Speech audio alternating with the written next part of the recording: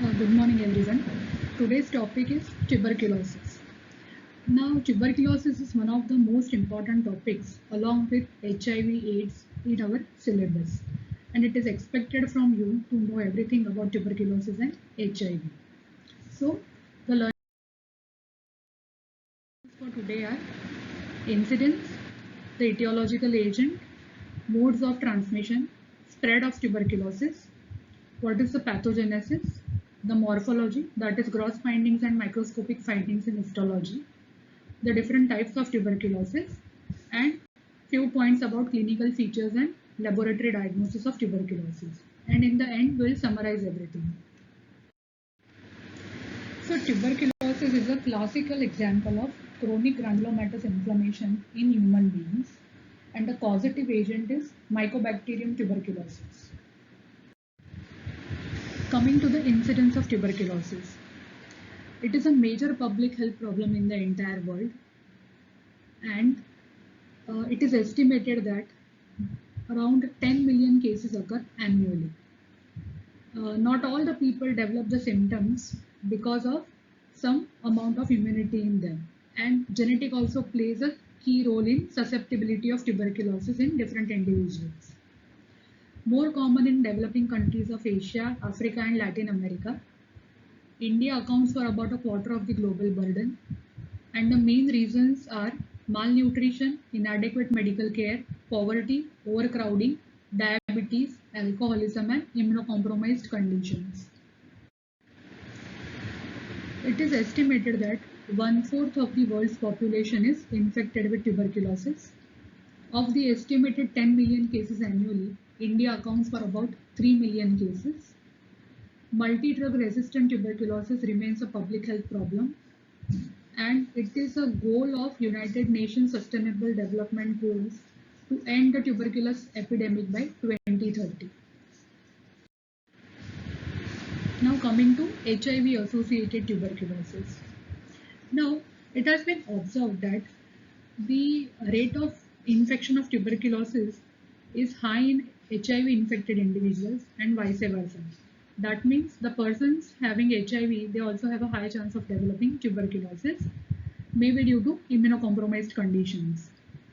And in HIV associated tuberculosis, it is found that the disease develops actively within a few weeks. Here, extrapulmonary tuberculosis is more common, like in lymph nodes, pleura, pericardium and meningitis. Also, it has been observed that infection with a avian strain or a bird strain, that is M. avium intracellulare, it is more commonly seen. And India has second highest number of HIV associated tuberculosis next to South Africa.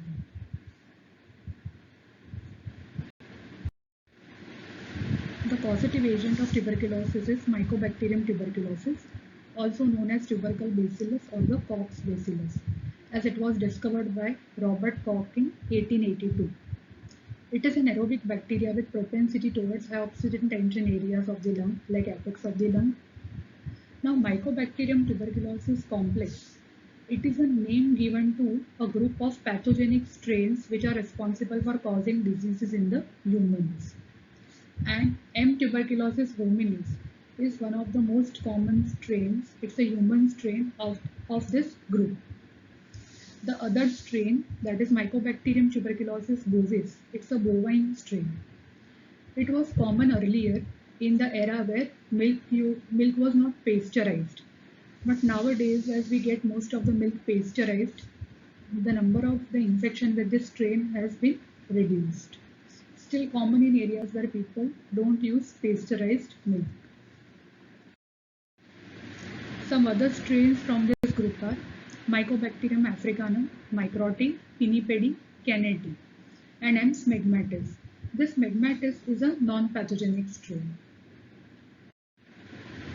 M. tuberculosis hominis. Now it is a slender rod-like bacillus, size is about 0.5 to 3 micrometer, and it is neutral on Gram stain.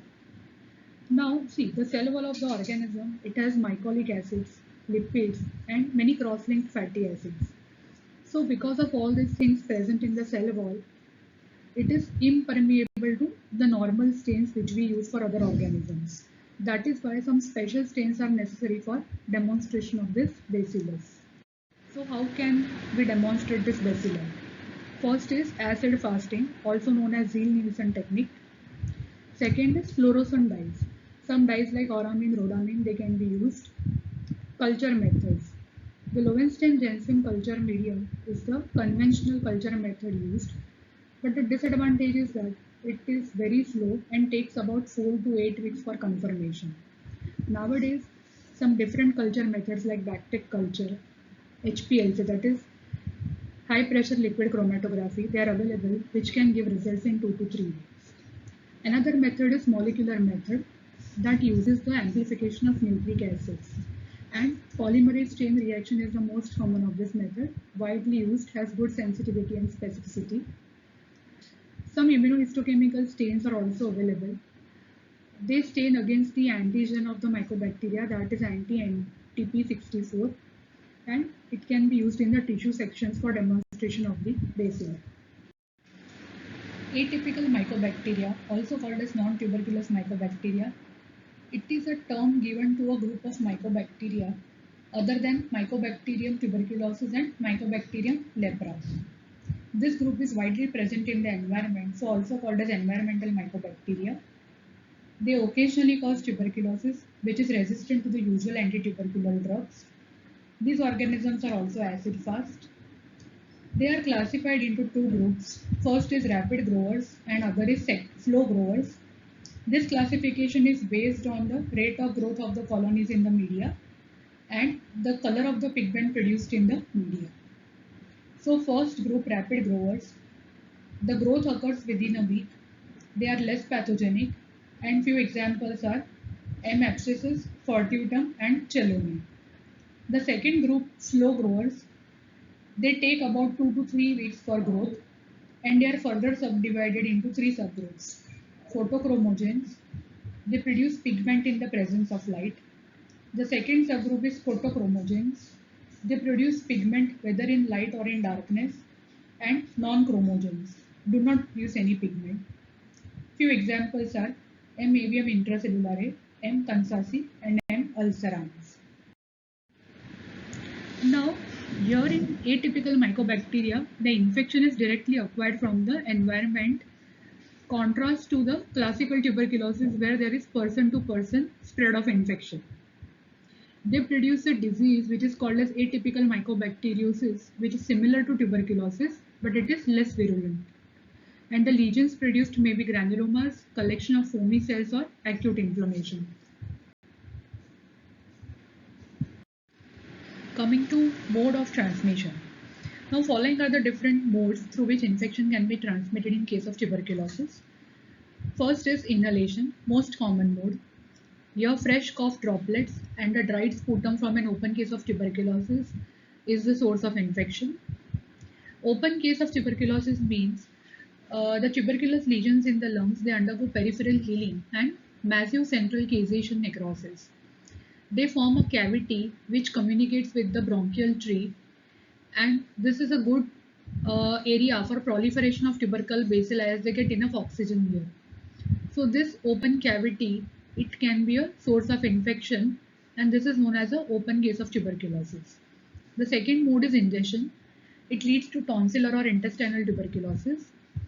Self-swallowing of the infected sputum from an open case or bovine bacillus from milk of diseased cows here is responsible. The third mode is inoculation. It's very rare mode. Inoculation into the skin from an infected post-mortem tissues occurs very rarely. And the last is transplacental route. It is also a rare route, and sometimes from an infected mother, the transplacental infection can be spread and cause congenital tuberculosis in fetus. Coming to spread of tuberculosis. So tuberculosis can be spread by the following modes. First is local spread of tuberculosis. It occurs by macrophages carrying the bacilli into the surrounding tissues. The second is lymphatic spread. So primary spread is through lymphatics, and the bacilli may pass into lymphoid follicles of pharynx, bronchi, intestine or the regional lymph nodes, resulting in regional tuberculous lymphadenitis. The third is the hematogenous route. It occurs due to drainage of lymphatics into the venous system or due to caseous material escaping through ulcerated wall of a vein.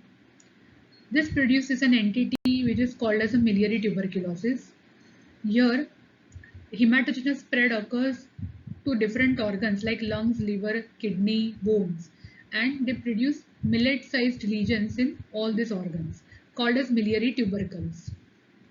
And last is spread through natural passages. So the infection may spread from lung lesions into the pleura, leading to tuberculous pleurisy. Transbronchial spread occurs into adjacent lung segments. Tuberculous salpingitis into the peritoneal cavity, leading to peritonitis. Infected sputum can spread into the larynx, leading to tuberculous laryngitis. And swallowing of infected sputum leads to ileocecal tuberculosis, that is intestinal tuberculosis. And renal lesions may spread into ureter or down to the trigone of the bladder.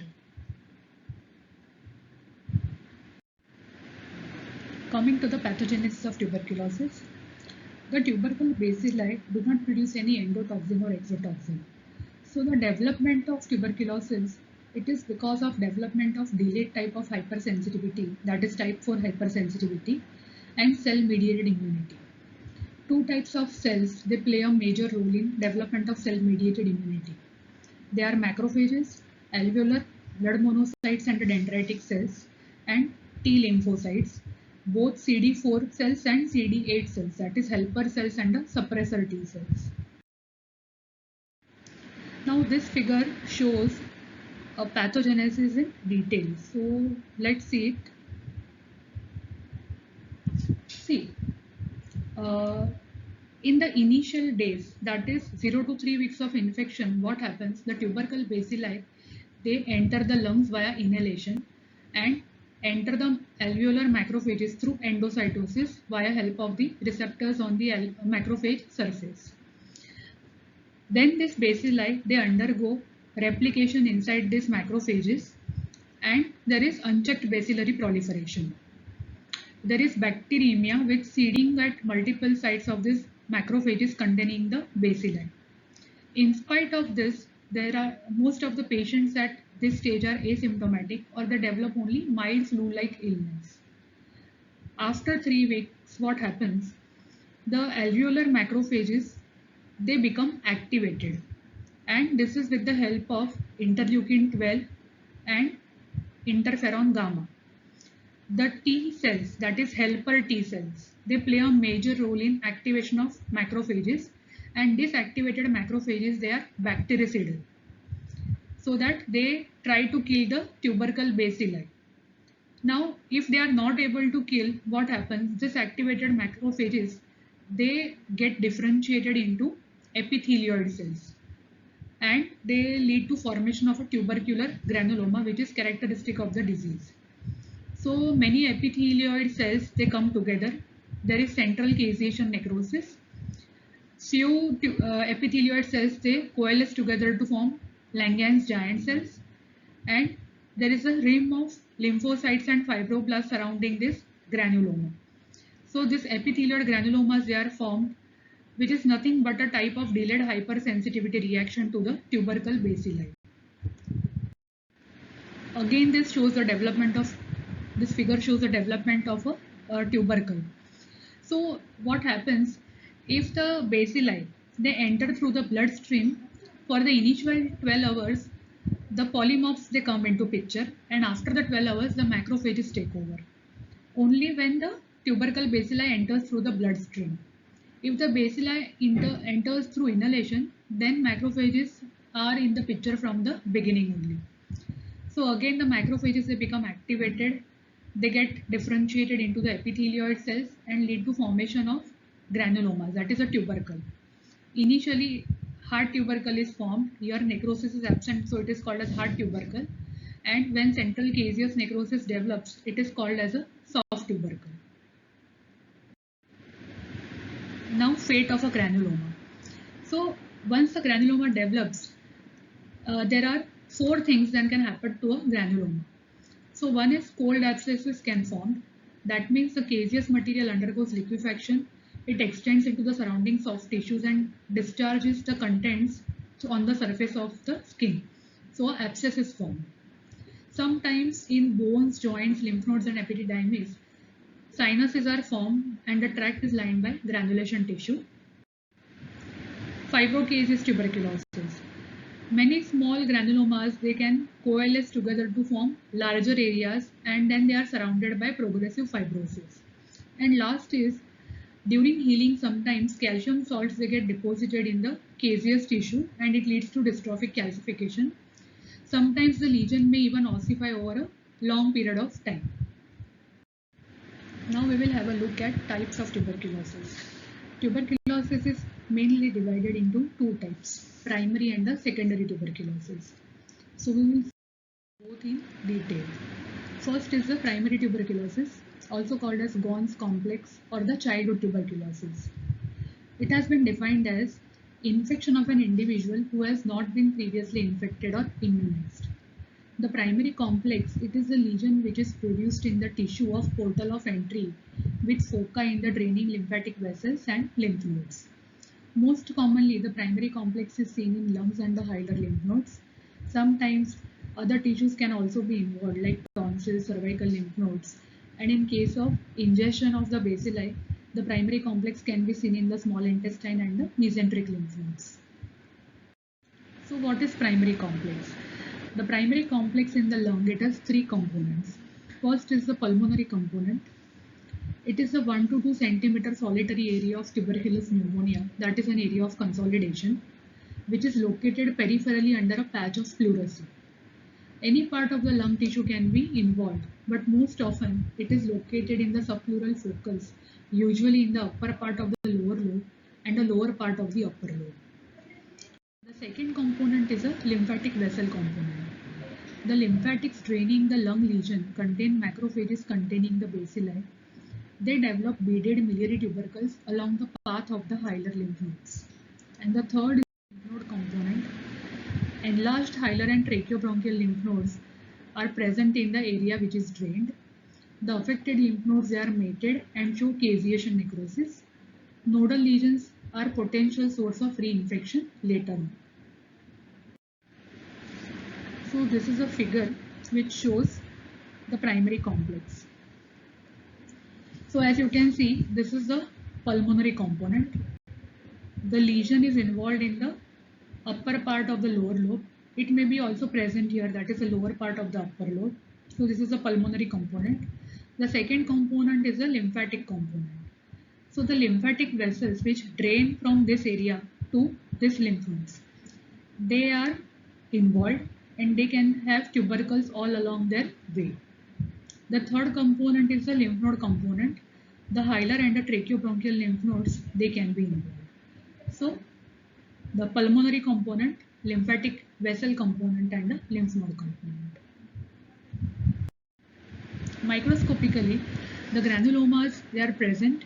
Classical tuberculous granulomas with central necrosis, peripheral fibrosis and peripheral rim of lymphocytes and fibroblasts. Old lesions, they can have fibrosis and calcification, sometimes even ossification over a long period of time. This is a gross picture. See, here it is showing Ghon's complex, that is primary complex.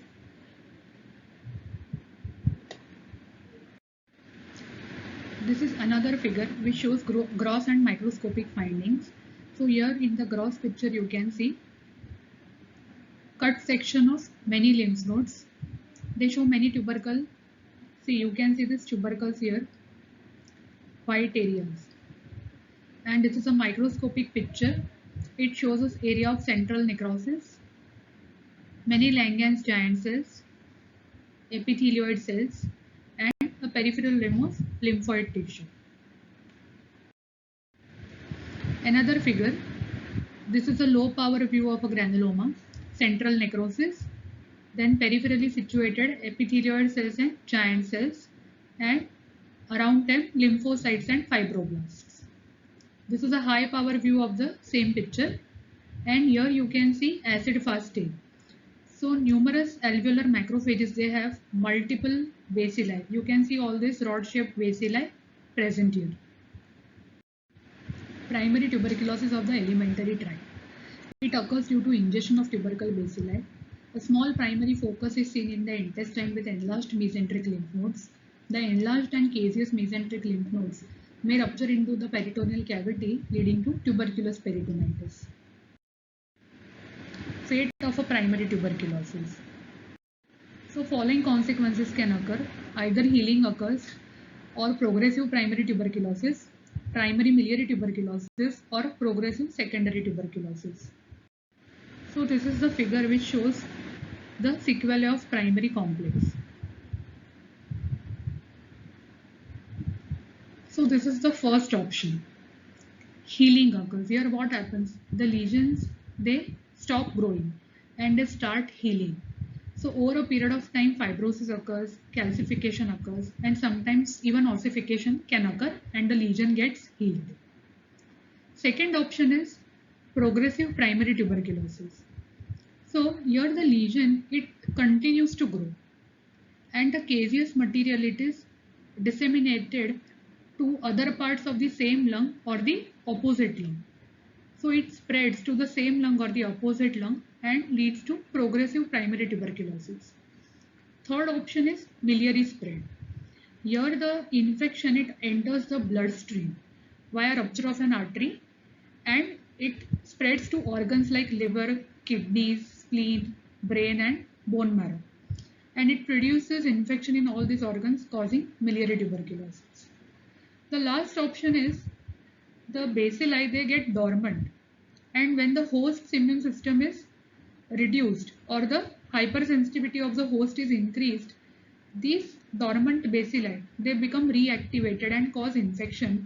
This is called as progressive secondary pulmonary tuberculosis.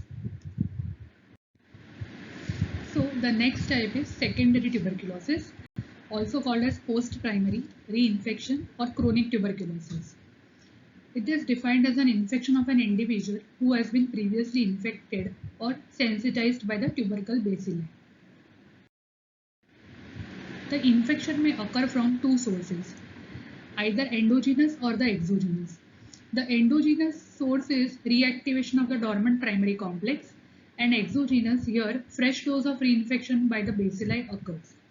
Most commonly involved organs are lungs in secondary tuberculosis. There are other organs which can be involved are lymph nodes, tonsils, pharynx, larynx, small intestine and skin. So this figure shows the sources of infection. As you can see here, this is the primary complex or the Gons focus. So this is the endogenous source. The bacilli which are dormant here, they become reactivated due to lower immune response and then they cause infection here. So this is secondary tuberculosis. And the other source is exogenous. That means a fresh infection occurs from here and it gets involved here. So exogenous and endogenous sources are shown here in the figure. Secondary pulmonary tuberculosis. Here there is 1 to 2 centimeter apical area of consolidation in the lungs. Small area of central caseation and peripheral fibrosis can be seen. The spread is through lymphohematogenous route of primary complex to the apex of the lung. As the apex has high oxygen tension and it is favorable for the growth of aerobic bacilli, apical area is commonly involved in secondary tuberculosis. Microscopically, the appearances of tuberculous granulomas with caseation necrosis. Patients with HIV infection previously exposed to tuberculous infection, they have high incidence of reactivation. And as we have seen earlier, in AIDS patients, infection is more common with M. avium intracellularis strains. This figure shows secondary pulmonary tuberculosis. Here you can see multiple white areas of caseation involved. Fate of secondary pulmonary tuberculosis. So one is healing occurs with fibrous scarring and calcification, and the second is progressive secondary pulmonary tuberculosis with pulmonary or extrapulmonary involvement. So following entities can be seen. One is fibrocaseous tuberculosis, tuberculous caseous pneumonia, miliary tuberculosis, and tuberculous empyema. We'll see some brief points about each of the entities. First is fibrocaseous tuberculosis. The tuberculous pneumonia, it undergoes peripheral healing and massive central necrosis.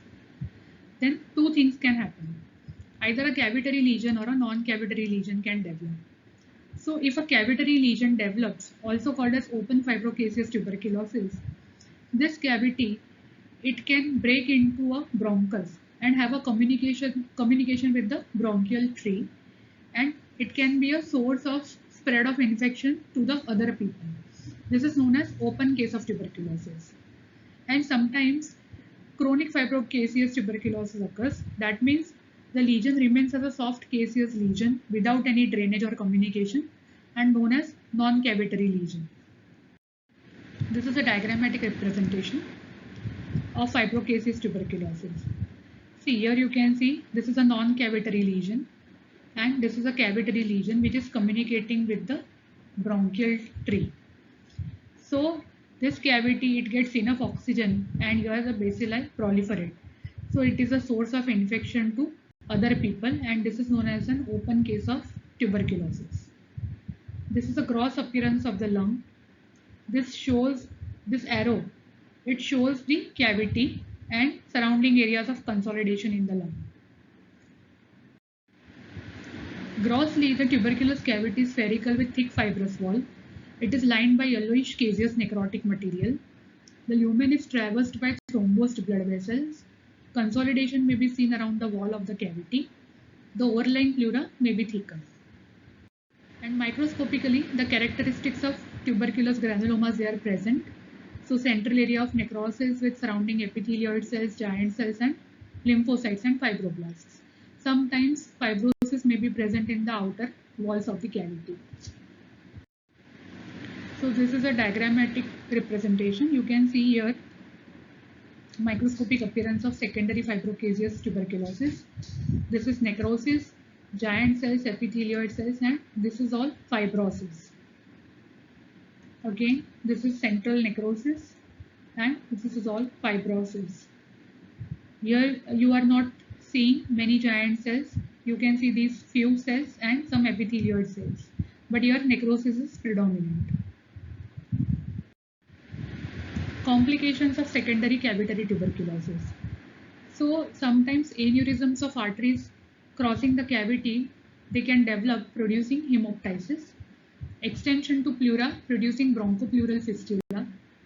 Tuberculous empyema from deposition of caseous material on the pleural surface can occur, and the pleura can become thickened due to adhesions of the parietal pleura. The next entity is tuberculous caseous pneumonia. The caseous material from a case of secondary tuberculosis may spread to the rest of the lung, producing pneumonia. Microscopically, the lesions show exudative reaction with edema, fibrin, polymorphs, and monocytes, and numerous bacilli can be demonstrated in the exudates with the help of acid-fast stains. So here you can see multiple areas of consolidation in both the lungs. So this is bilateral tuberculous caseous pneumonia, and microscopic image of the same. Along with the characters of tuberculosis, that is a granuloma, you can see numerous polymorphs here, neutrophils, in the exudate. Next entity is miliary tuberculosis. So it is because of lymphohematogenous spread of the infection from primary focus, spread to systemic organs or isolated organs. The spread can be either by pulmonary vein or the pulmonary artery. So if the spread is by pulmonary vein, it will be disseminated to organs like liver, spleen, kidney, brain, meninges, genitourinary tract, and the bone marrow. And if the spread is through pulmonary artery, then there will be development of miliary lesions within the lung only. Histology. Grossly, the miliary lesions are millet-sized, that is less than 1 mm diameter, yellowish form areas, and microscopically, the lesions will show structure of tubercles with minute areas of caseation necrosis. This is a figure showing involvement of spleen. You can see numerous this white area. So these are all tubercles, small miliary tubercles, the size of a millet grain. And this figure shows the different organs which can be involved via miliary tuberculosis. So on this side you can see the involvement which is common to both the sexes. So brain can be involved, eyes can be involved, larynx, lymph nodes, bone marrow, lungs, heart, spleen, liver, kidneys, intestine and peritoneum, and also spine, joints and bones. So all this is common in both the sexes and this is gender specific. So in females you can also have tuberculous mastitis, endometritis, salpingitis, whereas the involvement of epididymis is seen in males.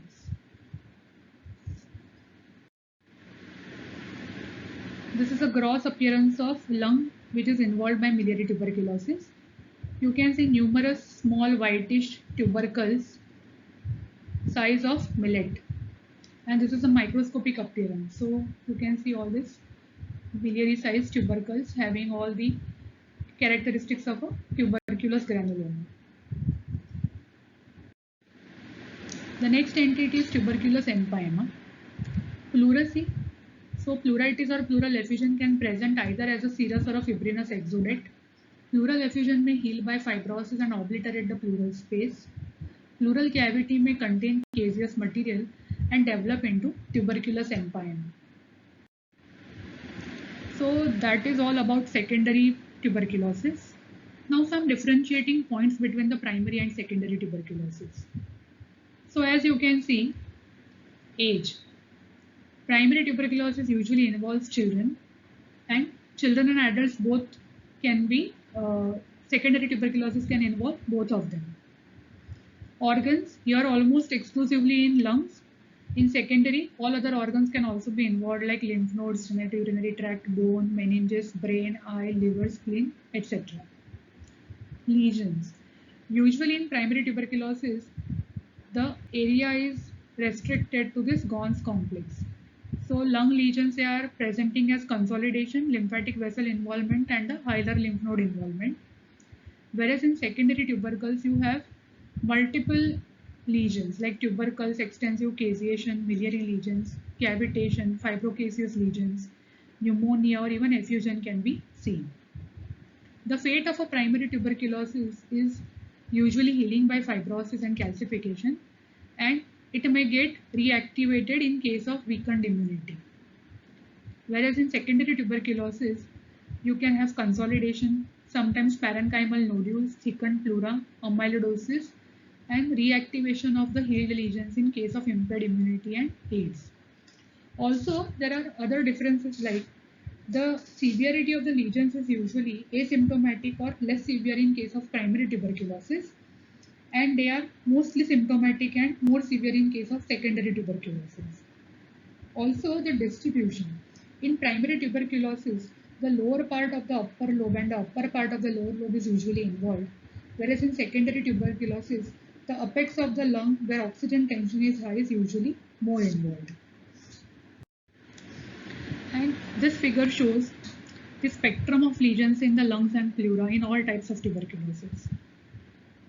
So here you will see a Gons complex, then lymph node involvement, miliary tubercles spread throughout the lung, tuberculous empyema, then areas of pneumonia, involvement of the pleura, that is pleurisy, and formation of a cavity. So all the different types of lesions which can be seen in lung involvement, they are shown in this figure. Now coming to the clinical features of tuberculosis. So they are divided into pulmonary and systemic features. Depending upon the severity of the lesion, you will have productive cough, hemoptysis, pleural effusion, dyspnea and orthopnea. Systemic features will be fever, night sweats, fatigue, loss of weight and loss of appetite. The laboratory diagnosis of tuberculosis. So first test which we will do in a laboratory is the acid fast stain of the sputum or any aspirate which we have obtained from the lung. Second is the culture method. The Lowenstein-Jensen culture medium, that is the standard one, but the disadvantage is that it takes more than 4 to 8 weeks for confirmation. So newer methods, they are developed like BACTEC culture. Then some molecular methods like polymerase chain reaction and complete hemogram, which will show lymphocytosis and increased ESR in case of tuberculosis. The other tests which help in diagnosis, they are radiography like chest X-ray, then Mantoux skin test, some serological tests, and fine needle aspiration cytology if there is a visible swelling which is palpable. So you can do FNAC and also stain that slide and see tuberculous granulomas in that slide, which is diagnostic of this tuberculosis. Now some preventive measures. So these are some programs which are being conducted by our government for the prevention of tuberculosis. This will be covered in details in the community medicine. So RNTCP, that is Revised National Tuberculosis Control Program, which was started in 1997, and the same was renamed as National Tuberculosis Elimination Program in 2020. So the target of this program is elimination of tuberculosis in India by 2025. And many measures are being taken by the government. The DOTS is one of the few measures, and it is being implemented throughout the country. So summarizing everything, now as you all know, tuberculosis, the problem of tuberculosis is a global thing, and it is increasing in spite of treatment being available for the same. So all the countries globally, they are doing so many preventive measures and even treatment is available, but still some conditions are present because of which the infection is increasing. Like some countries, they have overcrowding, poverty, high incidence of HIV. All those things are responsible for higher incidence. Then coming to the causative organism. So it is caused by Mycobacterium tuberculosis, which is a rod bacilli, and it's a strict aerobe. That means it grows only in the presence of oxygen, and it requires special stains for demonstration because of the presence of mycolic acids and lipids in the cell wall of the organism. So it requires acid-fast stains for demonstration, Ziehl-Neelsen technique. Some other strains which are present, they are M. hominis is the main strain which is responsible for human tuberculosis. Another is the bovine strain, which is responsible, which used to be common earlier in the era of unpasteurized milk, but nowadays the strain has reduced in number. Then the mode of transmission. So either you get, the mode is either through inhalation, ingestion, inoculation, or transplacental route, and it spreads through 4 routes, either locally, through lymphatics, through bloodstream, or through natural passages. Then there are 2 types of tuberculosis, primary tuberculosis and secondary tuberculosis. And see this figure, it shows the entire spectrum of tuberculosis. So this is primary infection. Here this will cause primary complex. This primary complex, it can either heal or it can lead to progressive primary tuberculosis or miliary tuberculosis. Sometimes the bacilli, they may become dormant in the lesions and they get reactivated and lead to secondary tuberculosis when the host's immunity is reduced. The secondary tuberculosis, they can result from either reactivation of dormant infection or a reinfection with a fresh bacilli. And it can lead to either progressive secondary tuberculosis or miliary tuberculosis. And it may also cause some complications like formation of fibrocaseous tuberculosis, cavity lesions. It can lead to pneumonia or empyema. So this is all about tuberculosis. Thank you very much. I hope you have understood the lecture. If you have any queries, please post in the classroom, or you can also contact us through email. Thank you.